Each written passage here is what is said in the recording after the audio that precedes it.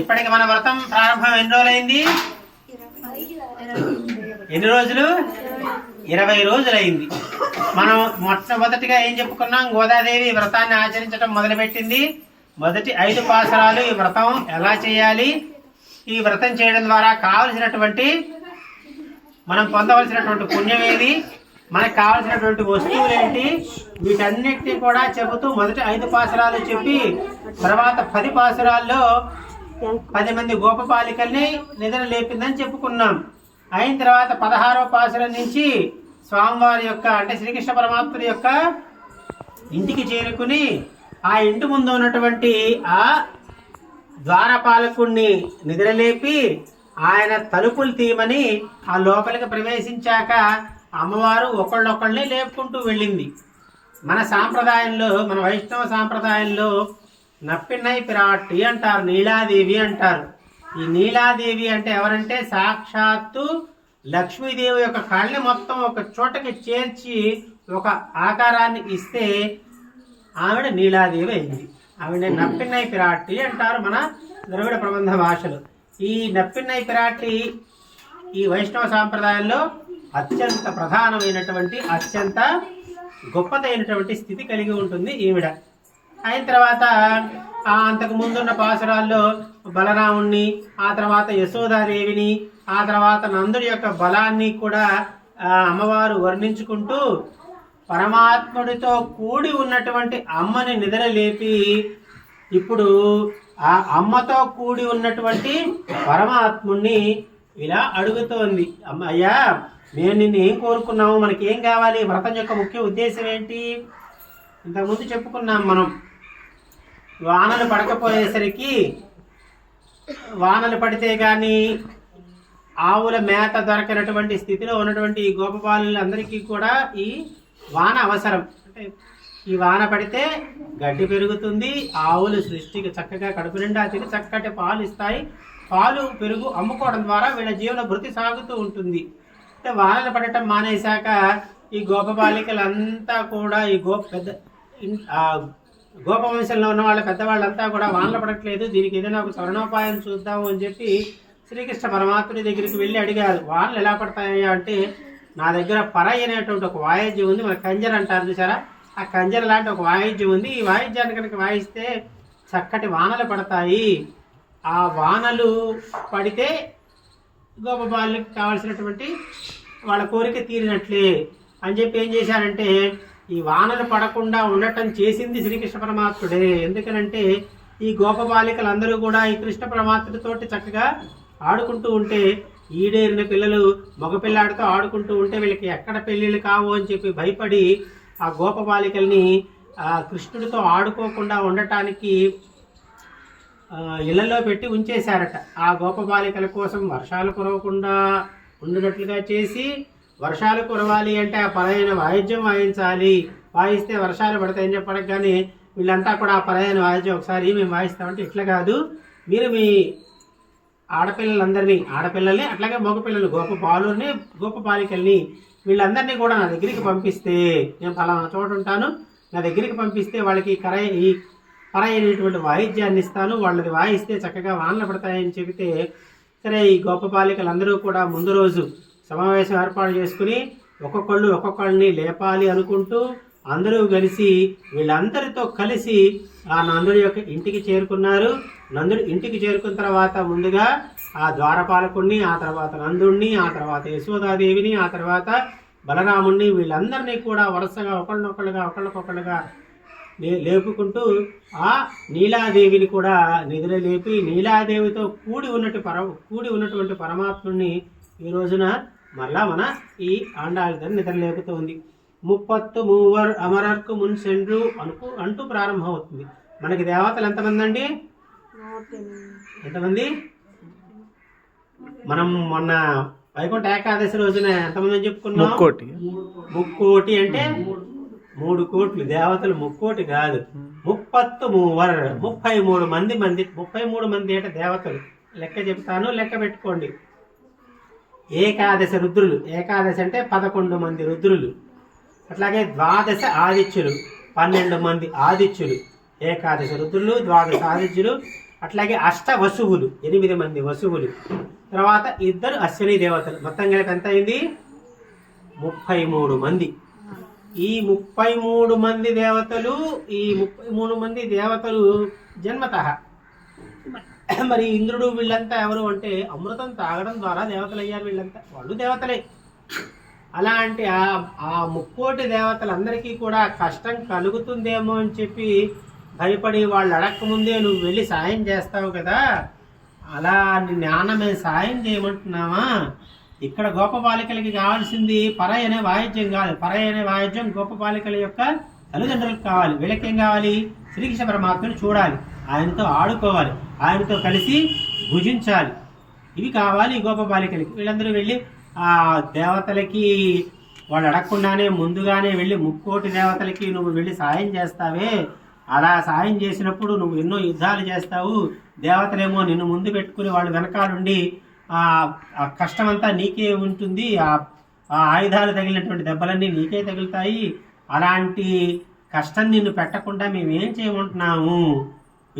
లోపల నుంచి బయటికి వచ్చి మమ్మల్ని అనుగ్రహించు. నువ్వు నీ చూపు మా మీద పడాలి, అట్లాగే మా చూపు కూడా నీ దివ్యమంగళ రూపం మీద పడాలి అంటూ అమ్మవారు ఇవాళ స్వామితో కూడినటువంటి అమ్మవారిని లేపుతోంది.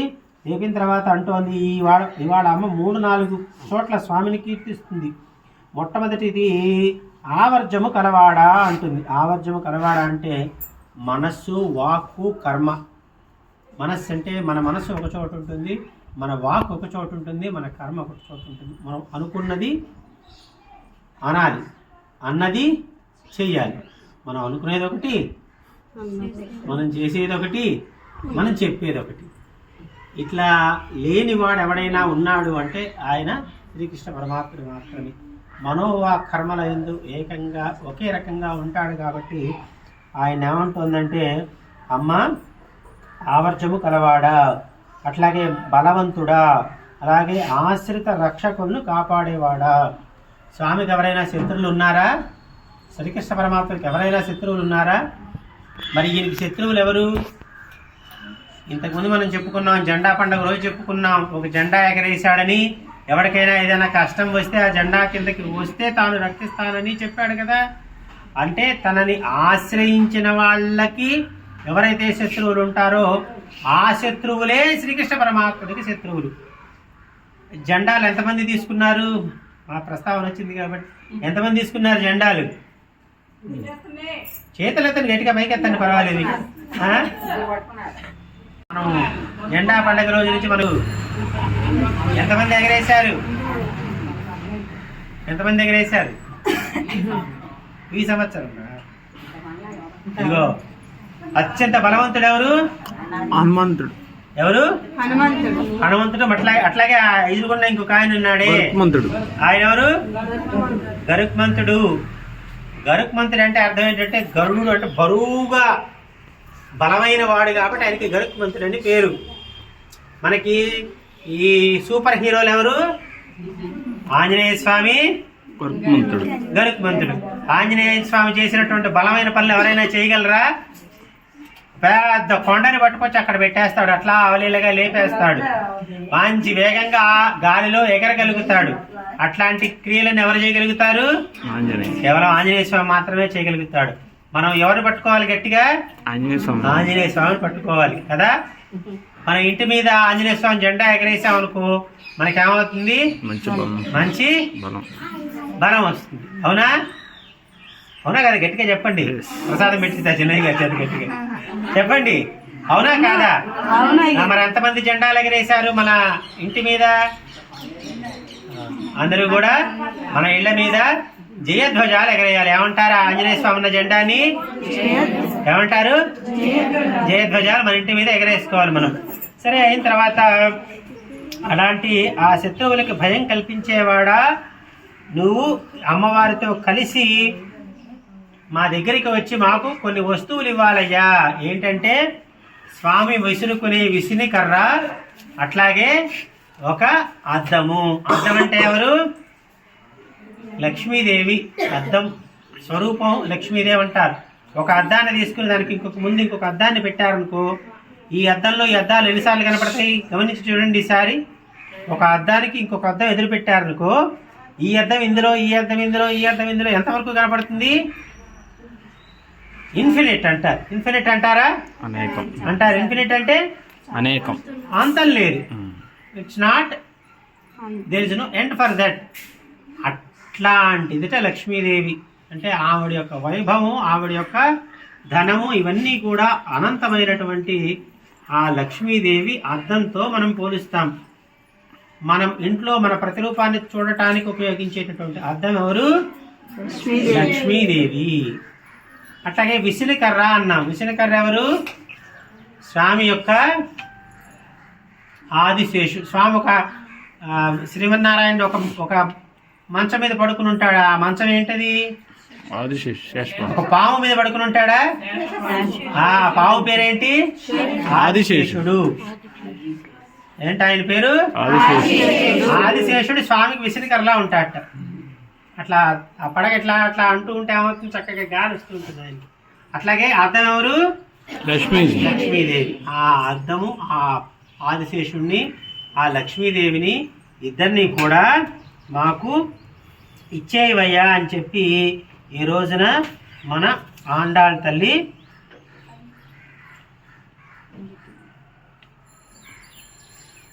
కోరుకుంటోంది. ఈ గోపబాలికలు స్వామిని చూడాలి అనేటువంటి విరహ వేదనలో ఉంటే ఆ విరహ వేదన చల్లార్చుకోవాలి అంటే వాళ్ళకి ఏం కావాలి? విసినకర్ర కావాలి. అట్లాగే లక్ష్మీదేవి కావాలి. ఆ లక్ష్మీదేవిని, ఆ ఆదిశేషుడిని దగ్గర పెట్టుకుని రేపటి రోజున మన ఆండాళ్ తల్లి స్వామిని నిద్ర లేపే ప్రయత్నం చేస్తుంది.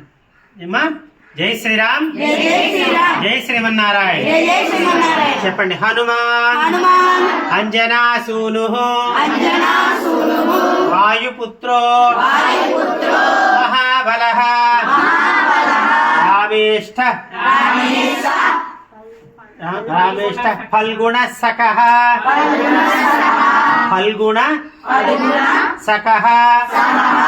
పింగాక్షో అమిత విక్రమః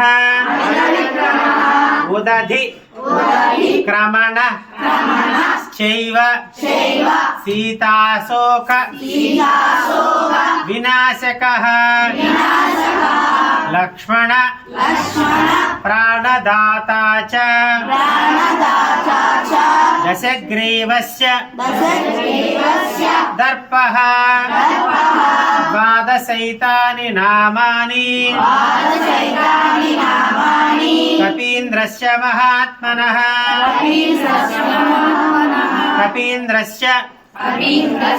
మహాత్మనః స్వాపకాలే పఠేన్నిత్యం యాత్రాకాలే విశేషతః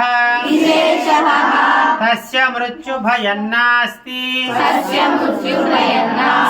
సర్వత్ర విజయీ భవేత్. ఆంజనేయ స్వామి లంకకి వెడతాడు కదా సీతాదేవిని వెతకటం కోసం. ఆ వెళ్ళినప్పుడు ఏం చేస్తాడంటే రావణాసురుడు ఆ స్వామివారి యొక్క తోకకి నిప్పంటిస్తాడట. ఏం చేస్తాడు ఆయన?